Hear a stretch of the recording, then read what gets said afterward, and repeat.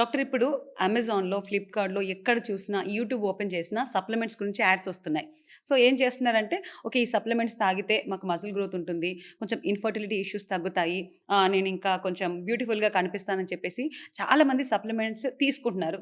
ఈ మూడిట్లలో ఎక్కువగా ఏది హెల్ప్‌ఫుల్‌గా ఉంటుంది? ఎందుకు ఇంతలా సప్లిమెంట్స్ మీద పడుతున్నారంటారు? చాలా మందైతే ఒట్టి టైమ్ పాస్ కోసం వాడుతున్నారు. ఓకే. మీరు జిమ్‌కెళ్తున్నారు, చక్కగా ఎక్సర్సైజ్ చేస్తున్నారు, you are trying to grow your muscles.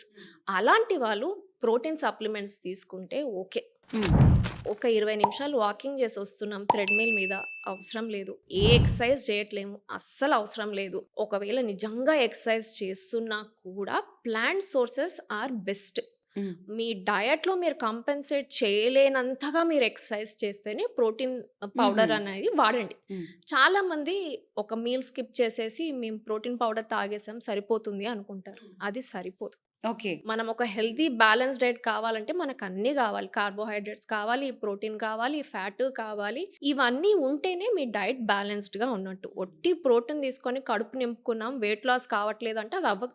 ఇది హెల్తీ వే కాదంటారు. This is not at all healthy. మీ కిడ్నీస్‌ని మీరెక్కువ స్ట్రెయిన్ చేస్తున్నారు తప్ప, మీ బాడీకి ఏ విధంగా మీరు హెల్ప్ చేయడం లేరు. Not at all recommended. Definitely.